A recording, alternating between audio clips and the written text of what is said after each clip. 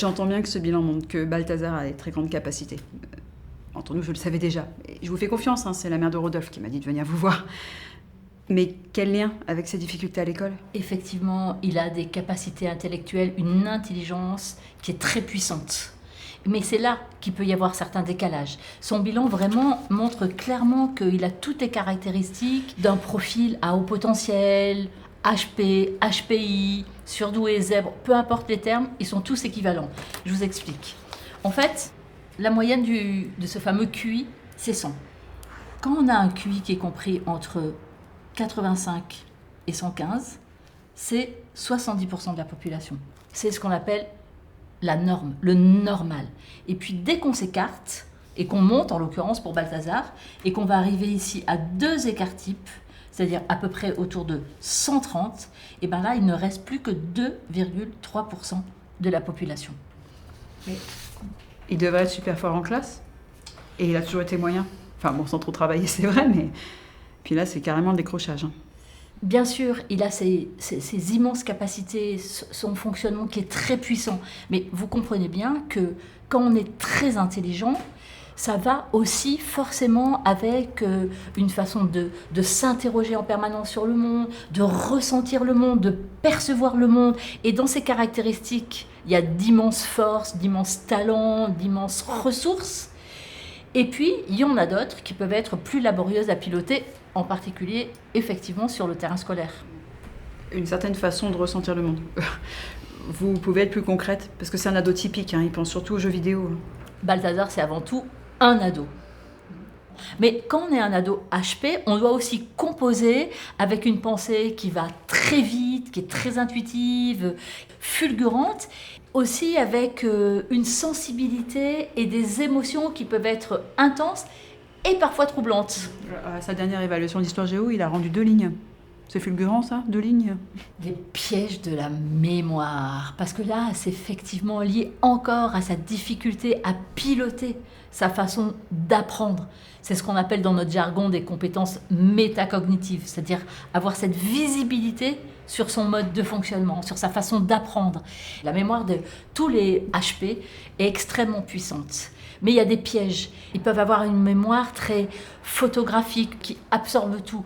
Et pour Balthazar, comme pour les autres d'ailleurs souvent, à partir du moment où il a compris, pour lui, il sait. Donc il va capter un certain nombre de choses et il comprend pas du tout finalement qu'est-ce qu'on lui demande de faire quand on lui demande d'apprendre. Il capte plus ou moins. Hein. Il n'écoute pas. Il bavarde, il bricole. Vendredi, il a fabriqué une catapulte à gomme pendant son cours de maths. C'est HP, ça? C'est hautement puéril, ouais.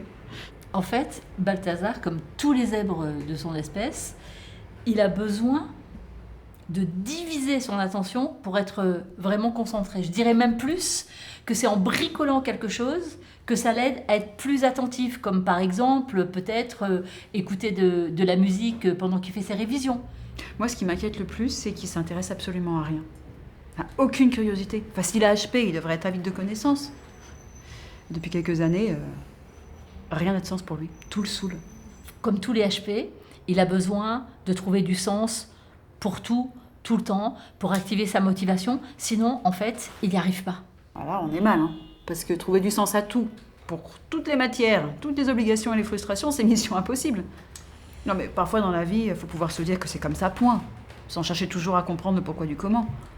Oui, mais c'est là que tout se joue. Si on lui répond de toute façon c'est comme ça et pas autrement, à ce moment-là, on répond pas du tout à son besoin de sens. A contrario, si on chemine avec lui dans sa pensée, dans sa quête de sens, sur l'école, mais aussi le sens de la vie, qui est toujours un petit peu plus compliqué, vous voyez, c'est un peu autre chose. Alors, je suis d'accord, c'est pas ça qui va l'aider à redynamiser sa motivation et à lui donner envie d'avoir envie. Donc c'est foutu. Vous m'inquiétez encore plus, là. Il va devenir quoi à l'âge adulte? Il va jamais réussir à s'adapter. D'avoir des difficultés à l'école, c'est pas prédictif de l'avenir. Et on est d'accord. Balthazar, c'est un enfant lumineux, bourré d'humour, de créativité. Là, surtout, en ce moment, ce dont il a besoin, c'est d'être rassuré et sécurisé. Et c'est ça qui va l'aider à retrouver son élan et pouvoir se reprojeter dans l'avenir. Mais comment je fais, moi, pour le rassurer? C'est une question de confiance. Que vous puissiez lui montrer que vous avez profondément confiance en lui, confiance dans la vie, parce que Balthazar, il était à un moment trouble de sa vie où tout lui paraît étrange, inquiétant, et que c'est compliqué pour lui de se projeter dans l'avenir. Parce que comme tous les HP, sa lucidité est très aiguisée et c'est pas en lui disant mais écoute, travaille et après ça ira mieux et tu auras un bon métier qui va le rassurer, hein, parce que pour lui ce genre de phrase ça sonne complètement creux. J'arrête pas de lui répéter ça. C'est pas simple la vie, il faut travailler, il faut se battre. En fait, vous êtes en train de me dire que j'appuie exactement là où il est bloqué. Peut-être parce que Balthazar en fait il est à un moment de sa vie où tout l'insécurise. Il a peur. Ce qui fait qu'il préfère se focaliser sur des plaisirs immédiats plutôt que de se projeter dans l'avenir, parce que ça emballe sa machine à penser et ça peut créer chez lui des anticipations inquiétantes et quelquefois anxieuses. Mais je suis désolée, je vais pas pouvoir lui faire croire que c'est un monde bisounours. De toute façon, il ne le croirait pas.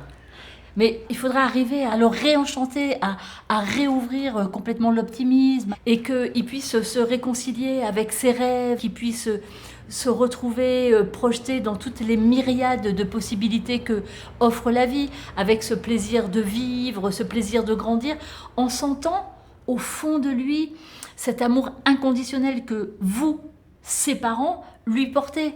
Cet amour qui lui dit « qui que tu sois, je t'aime » et je t'aimerai toujours.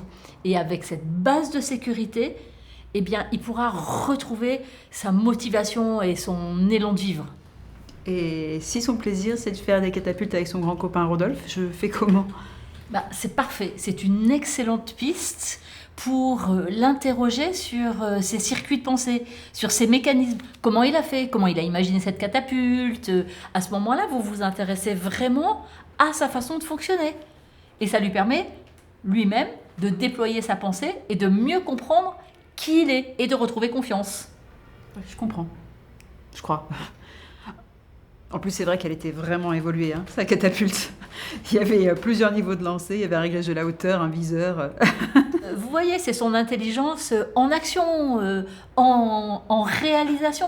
Et plus vous serez authentiquement curieuse de comment il a fait, de explorer avec lui toute sa façon de cheminer, qui puisse vous l'expliquer, qui retrouve ce plaisir de partager, et bien plus ça lui permettra de se sentir confiant dans ses capacités de penser, de comprendre que ça c'est son mode de fonctionnement, que du coup il peut accepter des modes de fonctionnement qui sont pas forcément les mêmes que le sien, et en particulier le système scolaire, et il apprendra à combiner ces différents systèmes de pensée, peut-être à s'en amuser, et pourquoi pas, à prendre du plaisir à l'école, voire à y réussir comme pour tout le reste de sa vie.